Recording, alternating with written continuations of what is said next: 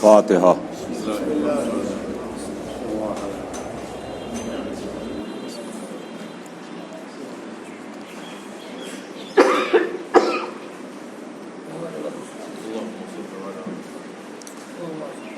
اعوذ باللہ السمیع العلیم من الشیطان اللعین الرجیم، بسم اللہ الرحمن الرحیم، الحمد للہ رب العالمین، والصلاة والسلام علی سیدنا و نبینا و شفیعنا بالقاسم محمد صلوات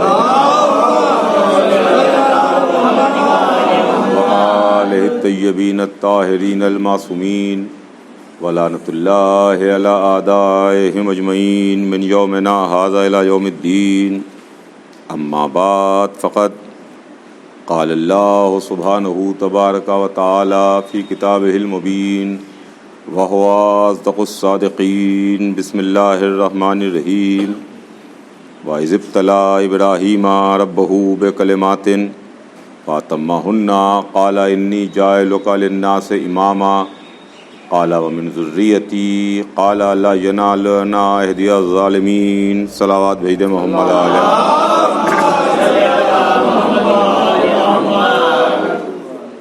خداوند عالم قرآن مجید میں ارشاد فرماتا ہے کہ ہم نے چند کلمات کے ذریعے ابراہیم کو مبتلا امتحان کیا۔ ابراہیم امتحانوں کی منزل میں کامیاب ہوئے تو ہم نے ابراہیم کو انسانوں کا امام بنا دیا۔ جب جناب ابراہیم کو امامت مل گئی تو انہوں نے اپنی ذریت کے واسطے سوال کیا کہ معبود پالنے والے، میری ذریت کا کیا ہوگا، میری اولاد کا کیا ہوگا؟ اس پر پروردگار کا جواب نہ ہاں میں آیا نہ نہیں میں آیا، بلکہ کلیہ بیان ہوا۔ یہ ارشاد رب العزت ہوا کہ ابراہیم ہمارا عہدہ کبھی کسی ظالم کو نہیں ملے گا۔ عزیزان گرامی، یہ جناب ابراہیم کے امتحانوں کا ذکر جو قرآن مجید میں ہے، جس میں ایک امتحان جناب ابراہیم کے مال کا امتحان ہوا، جس میں جناب ابراہیم نے ثابت کیا کہ ہمیں اپنا مال پیارا نہیں ہے بلکہ اللہ زیادہ عزیز ہے۔ دوسرا امتحان جناب ابراہیم کی جان کا امتحان ہوا، جس میں جناب ابراہیم نے ثابت کیا کہ ہمیں اپنی جان پیاری نہیں ہے بلکہ ہمیں اللہ پیارا ہے۔ تیسرا امتحان جناب ابراہیم کی اولاد کا امتحان ہوا، جس میں جناب ابراہیم نے ثابت کیا کہ ہمیں اپنی اولاد پیاری نہیں ہے بلکہ اللہ پیارا ہے۔ تو عزیزان گرامی، یہ ہمیں قرآن نے بتایا اور یہ نبی کا عمل قرآن نے ریکارڈ کر کے ہم کو سنایا کہ ہمیں اللہ پیارا ہے، اللہ پیارا ہے، اللہ پیارا ہے۔ یہ جناب ابراہیم کا زمانہ تھا۔ ابراہیم نبی ہیں، ابراہیم العزم ہیں، ابراہیم معصوم ہیں، ابراہیم منتخب کردہ پروردگار ہیں۔ ساری عظمتیں، ساری تعریفیں اللہ کے بعد جناب ابراہیم کے واسطے ہیں، اس لیے کہ وہ منتخب کردہ پروردگار ہیں، وہ خلیل بھی ہیں، وہ نبی بھی ہیں، وہ امام بھی ہیں، وہ العزم بھی ہیں۔ مگر جب اولاد کی بات آئی، جب جان کی بات آئی، جب دولت کی بات آئی، تینوں منزلوں میں جناب ابراہیم نے یہ ثابت کیا کہ چاہے مال ہو، چاہے جان ہو، چاہے اولاد ہو، سب کچھ اللہ کے اوپر قربان ہے، سب کچھ اللہ پر قربان ہے۔ عزیزان گرامی، وہ جناب ابراہیم کا زمانہ تھا کہ جب سب کچھ اللہ کے نام پر جناب ابراہیم نے قربان کیا، سب کچھ اللہ کی محبت میں جناب ابراہیم نے قربان کیا۔ زمانہ آگے بڑھا، دنیا آل محمد کے در تک آئی۔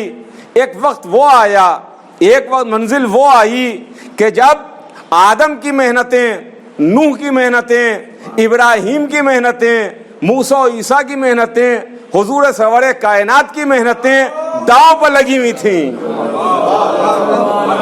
توجہ چاہوں گا عزیزان گرامی، 1,24,000 کی محنتیں داؤں پر لگی ہوئی تھیں، اس لیے کہ یا یہ باقی رہ جائیں یا ہمیشہ کے واسطے مٹ جائیں۔ صلوات بھیج دے محمد آل محمد۔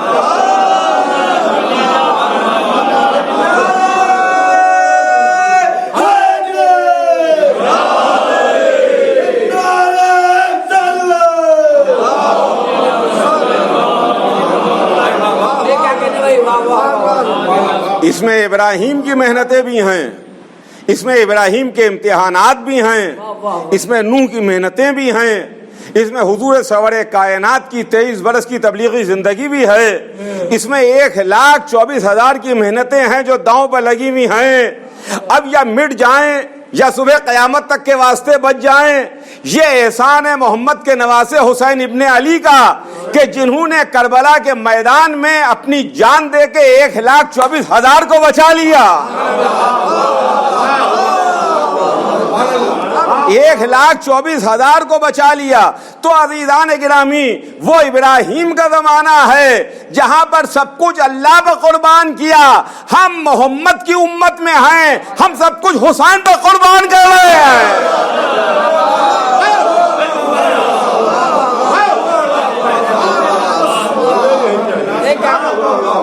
ہمارا مال بھی حسین کے واسطے ہے، ہماری جان بھی حسین کے واسطے ہے، ہماری اولاد بھی حسین کے واسطے ہے۔ اور اس کا درس تو ہم کو جناب ابراہیم نے دے دیا، اس لیے کہ کل جب بات آئی تو سب کچھ اللہ پر قربان ہوا۔ آج جب اسلام کو مٹانے کی بات ہوئی تو سب کچھ حسین نے اللہ کی محبت میں قربان کر دیا۔ اللہ کی محبت میں حسین نے قربان کیا، جہاں پورا بھرا گھر قربان کیا اللہ کے واسطے، اپنے عزیز، اپنے ناصر، اپنے مددگار، اپنے دوست، اپنے ساتھی، اپنے بیٹے، اپنے بھتیجے، اپنے بھانجے، یہاں تک کہ ایک منزل وہ بھی آئی کہ اپنی جان کو بھی قربان کیا۔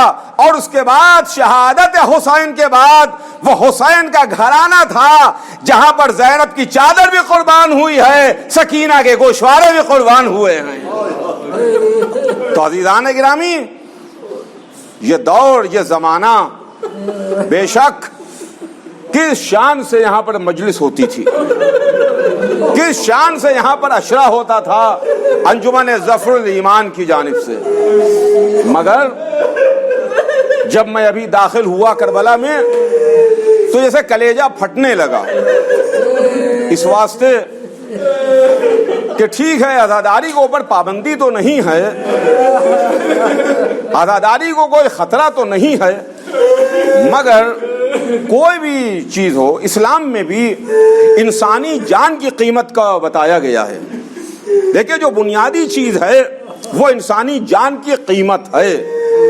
بے شک نماز سب سے بڑی عبادت ہے، روزہ بہت بڑی عبادت ہے، مگر نماز کے واسطے بھی یہ ہے کہ وہ الگ بات ہے کہ نماز میں کوئی معافی نہیں ہے، کوئی ایکسکیوز نہیں ہے، مگر آپ کھڑے ہو کے نماز پڑھیے، کھڑے ہو کے نہیں پڑھ سکتے تو بیٹھ کے پڑھیے، بیٹھ کے نہیں پڑھ سکتے تو لیٹ کے پڑھیے، چلیے ڈوبتے کے واسطے بھی نماز ہے، مگر انسانی جان کو مذہب دیکھ رہا ہے۔ جس نے ایک انسان کو قتل کیا اس نے پوری انسانیت کے قتل کیا، جس نے ایک انسان کو بچا لیا اس نے پوری انسانیت کو بچا لیا۔ یہ ہمارا مذہب ہم کو تعلیم دے رہا ہے، لیکن آج خطرہ انسانی جانوں کو ہے۔ اسی کے واسطے ہمارے علماء نے، ہمارے مراجع کرام نے بھی اس طرح کی گائیڈ لائنز بھی دی ہیں۔ تو اسی کے سلسلے میں بہرحال یہ ایک مختصر پیمانے کے اوپر اس وقت یہ مجلس ہو رہی ہے۔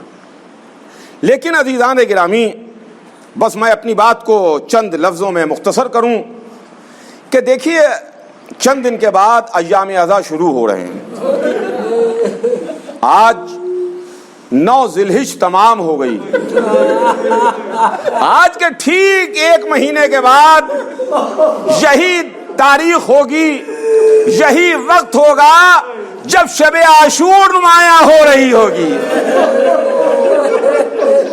ٹھیک 1 مہینے کے بعد۔ لیکن ایک بات ضرور ہے، اور وہ بات یہ ہے کہ بے شک ہمیں حفاظت کرنا ہے۔ آج ہماری عزاداری کو کوئی خطرہ نہیں ہے، جو خطرہ بنی امیہ کے زمانے میں تھا، جو خطرہ بنی عباس کے زمانے میں تھا، جو ترک و تاتار کے زمانے میں تھا، جو مغل سلاطین کے زمانے میں تھا، وہ خطرہ نہیں ہے۔ مگر بہرحال عزاداری کو تو خطرہ نہیں ہے، عزاداروں کو ضرور خطرہ ہے۔ عزاداروں کو ضرور خطرہ ہے، لیکن ایک بات ہے، احتیاط تو ضروری ہے، احتیاط تو برتنا چاہیے، احتیاط تو لازم ہے۔ مگر ایک بات آپ کی خدمت میں عرض کروں، اور وہ بات یہ ہے کہ ایک چیز ہے میڈیکل سائنس، دیکھیے گا، غور کیجئے گا، ایک چیز ہے میڈیکل سائنس اور ایک چیز ہے عقیدہ، دونوں الگ الگ چیزیں ہیں۔ میڈیکل سائنس یہ کہتی ہے، ہمارا عقیدہ یہ کہتا ہے، دونوں میں فرق ہے۔ میڈیکل سائنس بھی غلط نہیں ہے، میڈیکل سائنس بھی صحیح ہے، جو میڈیکل سائنس کہتی ہے وہی ہوتا ہے۔ ڈاکٹر کے پاس گئے آپ، ڈاکٹر نے اپنے علم اور تجربے کی بنیاد پر کہا کہ یہ شخص 4 دن سے زیادہ نہیں زندہ رہ پائے گا، وہی ہوا کہ 4 دن کے اندر اس کی موت ہو گئی۔ ڈاکٹر نے کہا یہ ٹھیک ہو جائے گا، ہم دیکھ کے نہیں سمجھ پا رہے تھے کہ یہ ایسا شخص ہے، اس کی خراب حالت ہے، ٹھیک ہو پائے گا، مگر ڈاکٹر کی نگاہیں دیکھ رہی ہیں وہ ٹھیک ہو گیا۔ تو میڈیکل سائنس ہے عزیزان گرامی۔ لیکن جب امام حسین کے غم کا معاملہ آتا ہے تو ہم کو میڈیکل سائنس فیل نظر آتی ہے، اور کیجئے گا، ہمیں فیل نظر آتی ہے۔ ہمارے پاس ایک دلیل ہے، ہمارے پاس ایک دلیل ہے، اور وہ دلیل بڑی مضبوط ہے کہ آج جو دنیا میں بیماریاں چل رہی ہیں، بیماری ہے جس کی وجہ سے پوری دنیا خوف زدہ ہے، جس کی وجہ سے پوری دنیا پریشان ہوئے، عالم ہو یا جاہل، غریب ہو یا امیر، چھوٹا ہو یا بڑا، کوئی بھی ہو، اس سے مستثنا نہیں ہے، اس سے بچا ہوا نہیں ہے، ہر انسان پریشان ہے۔ مگر ہم اس سلسلے میں بڑے مطمئن ہیں کہ محرم آ رہا ہے، انشاءاللہ اسی شان سے عزاداری ہوگی اور عزادار محفوظ رہیں گے۔ سنیے گا عزیزان گرامی، عزادار محفوظ رہیں گے، اس واسطے کہ ہمارے پاس ایک دلیل ہے۔ یہ بات ذہن میں رہے کہ میڈیکل سائنس کچھ کہتی ہے، ہمارا عقیدہ کچھ کہتا ہے۔ میڈیکل سائنس یہ کہتی ہے کہ اگر آپ نے مجھے انجیکشن لگایا، سوئی لگائی، تو یہ سوئی اب دوبارہ آپ کے جسم میں نہیں لگ سکتی ہے جب تک کہ اس کو اسٹرلائز نہ کر لیا جائے، اسے جراثیم سے پاک و صاف نہ کر لیا جائے، اسے ابال نہ لیا جائے، اس وقت تک یہ آپ کو نہیں لگائی جا سکتی ہے۔ ڈاکٹر نے مجھے سوئی لگائی، انجیکشن لگایا، یا تو وہ پھینک دے گا یا اس کو دوبارہ پھر اسٹرلائز کر کے اس پروسیس کے بعد آپ کے جسم میں وہ سوئی لگائی جائے گی۔ ایسا نہیں ہے کہ میرے سوئی نکال کر کے وہی میں انجیکشن بھر کے آپ کے لگا دیا گیا، آپ کے بعد تیسرے کو لگا دیا گیا۔ میڈیکل سائنس کہتی ہے کہ اگر ایک کے انجیکشن لگائیے، آپ سوئی لگائیے، تو وہ سوئی دوسرے کے نہ لگائیے، اس لیے کہ ایک کی بیماری دوسرے کو لگ جائے گی، ایک کے جراثیم دوسرے کو لگ جائیں گے۔ یہ ہے میڈیکل سائنس۔ اور ہمارا عقیدہ کیا کہہ رہا ہے؟ ایک نے زنجیر لگائی، اس کے ہاتھ سے لے کے دوسرے نے لگا لی۔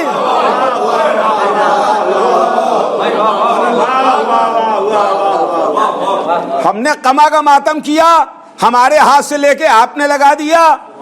کہاں جا کے زنجیریں اسٹرلائز ہوتی ہیں، کہاں جا کے کھولتے پانی میں ابالی جاتی ہیں، کہاں جا کے دواؤں میں ڈبوئی جاتی ہیں۔ ایک عزادار سے دوسرے عزادار نے لے لی، دوسرے عزادار سے تیسرے عزادار نے لے لی، تیسرے ماتمدار سے چوتھے ماتمدار نے لے لی، مگر نہ کوئی مرتا ہے، نہ ٹٹنس ہوتا ہے، نہ ایڈز ہوتا ہے، نہ کوئی بیماری ہوتی ہے۔ اب کہاں چلی گئی میڈیکل سائنس؟ توجہ چاہوں گا عزیزان گرامی، اب کہاں چلی گئی میڈیکل سائنس؟ دھری کی دھری رہ گئی۔ معلوم یہ ہوا کہ یہ سید الشہداء کا معاملہ ہے، یہ عقیدے کا معاملہ ہے، جہاں میڈیکل سائنس رکھی کی رکھی رہ جاتی ہے۔ حسین کے نام پر کسی کو نقصان نہیں پہنچتا۔ یہی عقیدہ ہمارا بھی ہے کہ بے شک یہ بیماری نقصان پہنچاتی ہے، مگر جب فرش اعلیٰ پر آ جاؤ گے تو اسی طرح محفوظ ہو جاؤ گے۔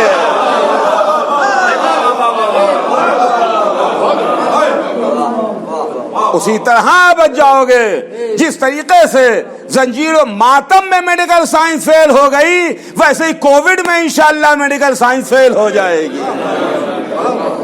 تو عزیزان گرامی، یہ حسین ابن علی لاکھوں درود اور کروڑوں سلام اس بے کس پر، اس مظلوم پر۔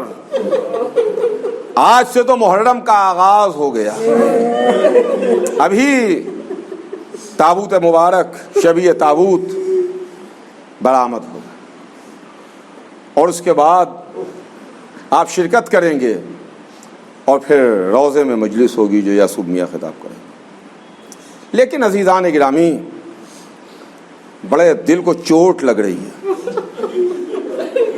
بڑی چوٹ لگ رہی ہے، اس لیے کہ کیا رونق رہتی تھی، کیا شان رہتی تھی۔ اب آج سے تو محرم کا آغاز ہو گیا، اس لیے کہ حسین مکہ بھی چھوڑ چکے اور کربلا کا پہلا شہید، واقع کربلا کے پہلے شہید ہیں جناب مسلم ابن عقیل، آج ان کی شہادت کی تاریخ ہے۔ ہاں عزیزوں، چند آنسو آنکھ سے نکل جائیں اور بات تمام ہو جائے۔ بہت بےکس ہیں جناب مسلم، بہت مظلوم ہے جناب مسلم۔ یہ 3 دن جو گزرے یہ غم کے تھے۔ پرسوں کا دن 5ویں امام کی شہادت کا دن تھا، کل سفر سید الشہداء تھا، مکے سے عراق کے واسطے، اور آج سفیر حسین مسلم ابن عقیل کی شہادت ہے۔ جب کوفے والوں نے حسین کو خط لکھے، خط پہ خط لکھ کے بلایا کہ آقا ہم بغیر امام کے ہیں، آ جائیے آ جائیے آ جائیے، حسین ابن علی نے اپنا نائب بنا کے، اپنا جانشین بنا کے مسلم ابن عقیل کو بھیجا، کہا میں تمہارے درمیان مسلم ابن عقیل کو بھیج رہا ہوں۔ افقہ اہل بیت مسلم ابن عقیل آ رہے ہیں۔ جناب مسلم کوفے پہنچے، لیکن افسوس کوفے والوں نے مسلم کے ساتھ وفا نہ کی، کوفے والوں نے مہمان کے ساتھ اچھا سلوک نہ کیا، کوفے والوں نے مہمان کے ساتھ حسن سلوک نہ کیا۔ ہاں عزیزان گرامی، جب جناب مسلم نے کوفے کی مسجد میں نماز شروع کی ہے، اس وقت تو مسجد بھری ہوئی تھی، لیکن جب نماز کو تمام کیا، ہاں مسجد خالی ہو گئی تھی۔ عقیل کا بیٹا، علی کا بھتیجا، حسین کا بھائی، حسین کا سفیر، حسین کا بھیجا ہوا۔ عزیزوں، سفیر کی منزلت کم نہیں ہوتی ہے۔ ہمارے ملک میں بھی دوسرے ملکوں کے سفیر رہتے ہیں، ہمارے ملک کے میں بھی سفیر جاتے ہیں ملک سے دوسرے ملکوں میں۔ وہ سفیر کوئی ایک ذات نہیں ہوتی ہے، وہ پورے ملک کی نمائندگی کرتا ہے، پورے نیشن کی نمائندگی کرتا ہے۔ ہمارے ملک میں اگر کسی ملک کا سفیر رہتا ہے تو یہ نہ کہیے کہ یہ ایک آدمی رہتا ہے، نہیں، پورے ملک کی نمائندگی ہے جس کے طور پر وہ سفیر رہ رہا ہے۔ حسین کون ہیں؟ حسین دین ہیں، حسین دین کی پناہ ہیں۔ مسلم کون ہیں؟ سفیر حسین ہیں، سفیر حسین ہیں مسلم ابن عقیل۔ حسین نے جن کو بھیجا، لیکن افسوس مسلم پر کیا ظلم ہوئے کہ کل کی رات جو گزری، جناب مسلم پیاسے بہت تھے، بے وفا کوفہ جس نے مسلم کے ساتھ وفا نہیں کی۔ جناب مسلم مسافر ہیں، تھکے ہوئے ہیں، پیاسے ہیں، پیاس کی شدت محسوس ہو رہی ہے۔ ایک جگہ پر ایک عورت کے دروازے پر جا کے رکے، ایک عورت جس کا نام تاریخ میں طوا لکھا ہے، اس کے دروازے پر جا کے ٹھہرے، اس سے پانی مانگا، کیا تو مجھے کنیز خدا پانی پلا سکتی ہے؟ اس نے کہا ہاں کیوں نہیں، بے شک۔ وہ عورت جناب مسلم کے واسطے پانی لے کے آئی، جناب مسلم نے پانی پیا۔ پانی پینے کے بعد اب وہ عورت اس انتظار میں تھی کہ یہ شخص جو مسافر محسوس ہو رہا ہے یہ شخص کہاں جاتا ہے۔ جب کچھ دیر گزر گئی اور جناب مسلم نہ اٹھے تو اس عورت نے مسلم سے کہا اے شخص تم مسافر نظر آ رہے ہو، حالات خراب ہیں، زمانہ پرآشوب ہے، تمہارا ارادہ کہاں جانے کا ہے، تم جاؤ گے کہاں، تمہارا گھر کہاں ہے، تم ٹھہرے ہوئے کہاں ہو، تم رکے ہوئے کہاں ہو، تم کون ہو؟ کہ ایک مرتبہ مسلم نے ٹھنڈی سانس لی اور ٹھنڈی سانس لے کے کہا وہ کہاں جائے جو غریب الوطن ہو، وہ کہاں جائے۔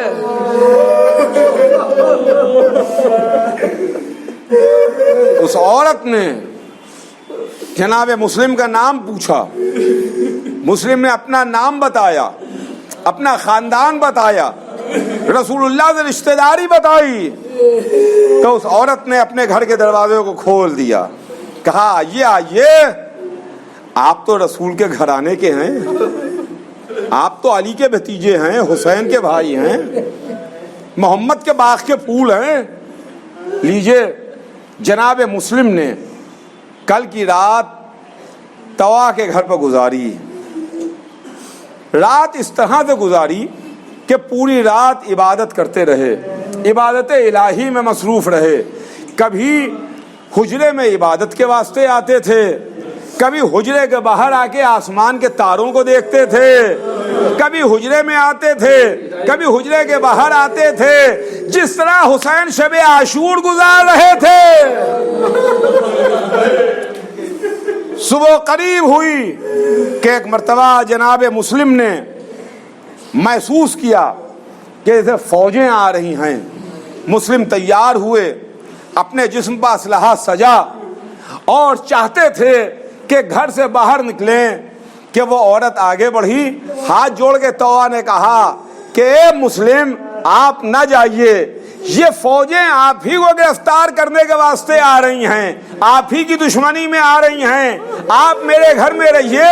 کہ ایک مرتبہ مسلم نے کہا اے طوا، اے کنیز خدا، میں یہ نہیں چاہتی کہ تیری بے پردگی ہو، میں تیرے گھر سے جا رہا ہوں، خدا حافظ۔ میں کہوں گا مسلم، کوفے میں ایک عورت کا اتنا خیال، اے مسلم شہادت حسین کے بعد آئیے گا، زینب کے سر پر چادر نہیں ہوگی، ایک رسن میں 12 گلے ہوں گے۔